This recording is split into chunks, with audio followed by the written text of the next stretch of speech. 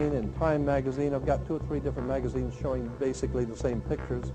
It says that the presidents meet with all of the heads of industry throughout the world, all of the heads of state throughout the world, and all of the most important wheeler dealers in this country, and they all meet up in Northern California, and they have rituals where they go before the owl after midnight. And then what a picture you got, with all the presidents dressed up like Ku Klux Klanners with black and red robes on before an owl. And these are your presidents of this country. And the reason why they chose the owl is because the owl is a symbol used in Europe by secret societies, because the owl is wise, because it sees things in the dark. And the implication is, of course, that's why they are where they are, because they're very brilliant and they know things that you don't know.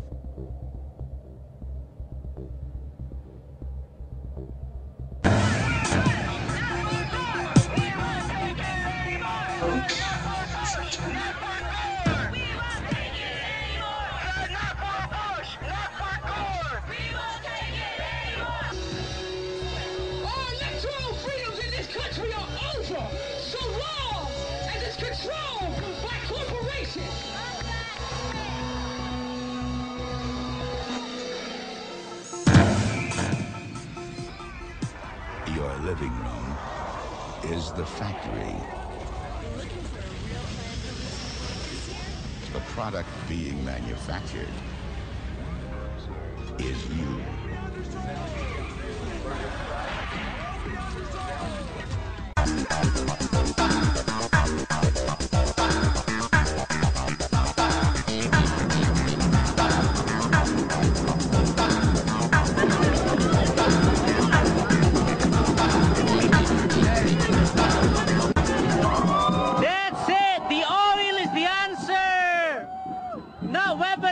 Distraction! Bulls need the oil!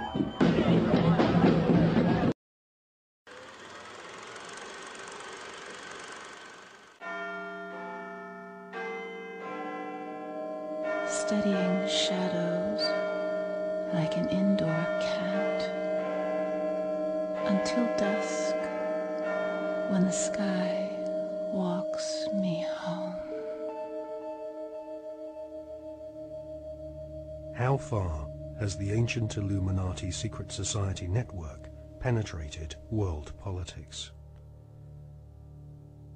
If you read the many books published about conspiracies, then you will learn that many leading authors have alleged that British Prime Minister Tony Blair is a high-ranking Freemason.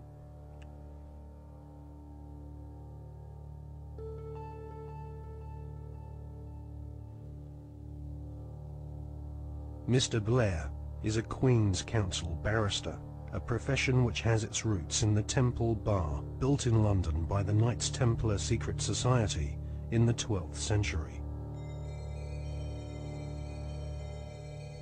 According to many authors, Tony Blair follows the tradition of Masonic membership amongst large numbers of barristers and judges. Mr. Blair is allegedly a member of the 1591 Studholme Masonic Lodge, which meets, amongst other places, at the Café de Paris in London. The Prime Minister has defended his role in lobbying on behalf of a wealthy Labour Party donor who was negotiating to buy a steel company from the Romanian government. Mr. Blair wrote a letter in support of Lakshmi Mittal, an Indian billionaire who lives in London. Mr. Blair said the letter was a standard one, written on the advice of the Foreign Office. However, opposition MPs are calling for an inquiry into allegations that his intervention helped to clinch the deal for Mr. Mittal's company, which is registered in a Caribbean tax haven. Our political correspondent, Norman Smith, reports. Lakshmi Mittal donated more than £100,000 to Labour after the last election. Shortly after that, Mr. Blair wrote a letter to the Romanian Prime Minister in support of a successful bid by Mr. Mittal's company, L&M Holdings, to buy a Romanian steelworks.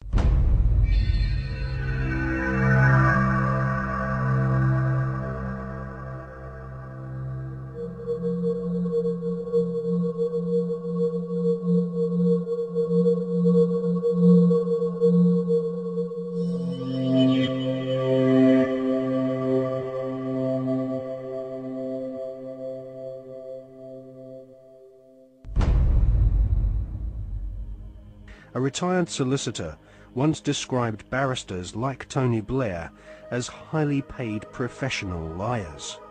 So it is unlikely that Tony Blair will ever come clean about his membership of a secret society. However, one thing we can be sure about. The Masonic establishment at the heart of British society does not like being probed or investigated when it comes to matters of Masonic membership. A recent Select Committee inquiry chaired by Labour MP Chris Mullins found that the Metropolitan Police Force and Judiciary were unwilling to force their members to disclose if they were members of secret societies. In a series of embarrassing revelations in the 1970s and 1980s, the British author Martin Short established that the Scotland Yard Vice Squad and senior CID officers were all Masons and taking bribes from pornographers in London's Soho. Martin Short estimates that 1 in 6 British police officers are Masons, and that there are approximately 600,000 Freemasons in Britain today. Many Freemasons occupy highly paid jobs at local borough councils across Britain, which often have Masonic temples inside council buildings, maintained at the taxpayer's expense. In Scotland, Masons used to proudly parade through the streets. After the exposure of local authority frauds involving corrupt Masonic solicitors and councillors, British Freemasons went underground and now rarely march in view of the public.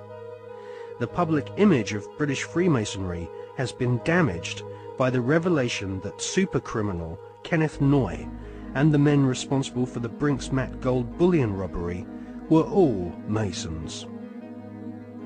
As Prime Minister, Tony Blair has frequent meetings with the Queen. She herself is Grand Patroness of International World Freemasonry, which has its Grand Lodge of England headquarters near Drury Lane in London. The British government employs a huge number of civil servants, magistrates, judges, solicitors and officials, which have all historically been Freemasons. The deceased author of The Brotherhood, Stephen Knight, says that penetration of Freemasonry into the British establishment goes way beyond policemen and parish councils. Knight says that the Palace of Westminster, home to the British Parliament, is used as a meeting place for at least 2 Masonic lodges. One of these lodges is called the New Welcome Masonic Lodge, which regularly hosts blood-curdling rituals and ceremonies inside the Palace of Westminster. Members of Parliament from all political parties gather together, wearing white gloves, sashes, lambskin aprons, and wielding ceremonial daggers, swearing bloodthirsty oaths of allegiance to each other. Just where this leaves British democracy is anyone's guess, but the fact that these secret ceremonies take place in a building paid for by the British taxpayer leaves one wondering if Freemasons do not see themselves as superior to the average British citizen. Many researchers claim British Prime Minister Tony Blair is a high-ranking 33rd degree Freemason. This is the highest rank of Mason, and this elite cabal of British Freemasonry has its own headquarters at number 10 Duke Street, which some claim is connected to number 10 Downing Street via a secret underground tunnel. Inside the Duke Street headquarters of the Supreme Council of the 33rd degree, there is a red room, a black room, and a chamber of death which Masons use for macabre rituals based on ancient Jewish mysticism and Enochian magic. Once initiated into the 33rd degree, Masons are told they are superior beings, and the human population are referred to as being profane goyim, which means cattle. If Tony Blair is indeed a 33rd degree Freemason, then he is following in the footsteps of previous Prime Ministers who have all been members of either Freemasonry, the Knights Templar, or the Round Table, which was started by Sir Cecil Rhodes following his economic conquest of Zimbabwe during the 19th century.